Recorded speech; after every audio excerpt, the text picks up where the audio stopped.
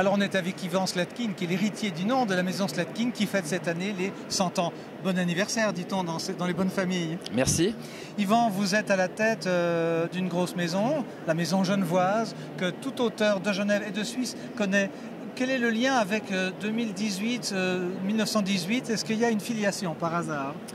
Alors 1918, c'est mon arrière-grand-père, un émigré russe juif, qui s'est installé à Genève en 1905 avec sa famille pour fuir les pogroms du tsar.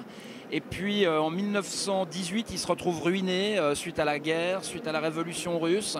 Et pour subvenir à ses moyens, il doit ouvrir une librairie pour vendre sa bibliothèque. Et il ouvre en 1918 la librairie Slatkin et Fils à la rue des Chaudronniers, endroit où on est toujours aujourd'hui. Oui, alors la rue des Chaudronniers, c'est dans le vieux Genève. Depuis, il y a donc les éditions Slatkin. Alors on vous connaît, vous imprimez, vous êtes une maison d'édition. Combien d'auteurs passent chez vous, les grandes plumes genevoises? Alors on est une maison complexe parce qu'au départ c'était une maison de réimpression. Mon père a commencé dans ce qu'il appelait, ce qu'il m'appelle toujours, les reprints. Oui. Mais aujourd'hui avec le numérique, les ça reprints n'ont facilite, plus vraiment de raison d'être.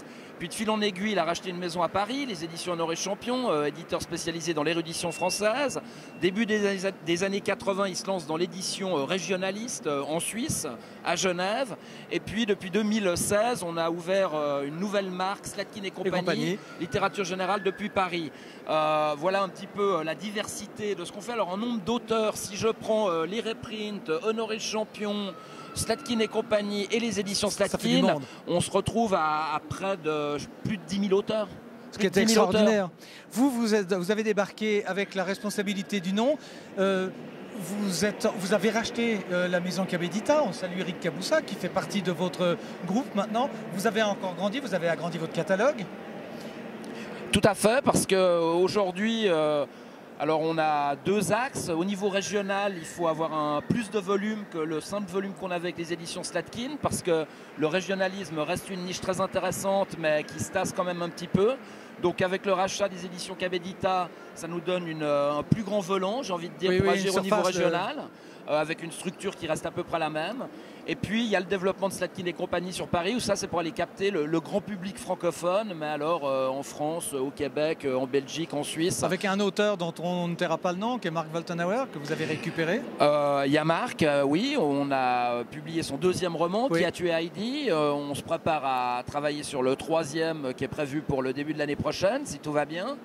Et puis on a d'autres grands auteurs. On a Luca Di Fulvio qu'on a publié avec Le Gang des Rêves, où là, toute édition confondue, poche, numérique, grand format, on a dépassé les 100 000 exemplaires, ce qui est quand même pas mal. Ce qui est pas mal, oui. Et puis on a des bons auteurs, mais enfin le monde de l'édition est un monde difficile. Il faut faire connaître les auteurs, c'est un travail de longue haleine. On le sait. Alors, bonne festivité, joyeux anniversaire à tous. Et puis sur France Loisirs, de temps à autre, il y a certains de vos titres pour le grand public qui apprécie la qualité de vos ouvrages comme la qualité de vos auteurs, pour ne citer que Corinne Jacquet au hasard. Entre autres, bien sûr. Mais merci beaucoup et puis j'espère que vous viendrez pour nos 110 ans. Oui, on sera là. Merci.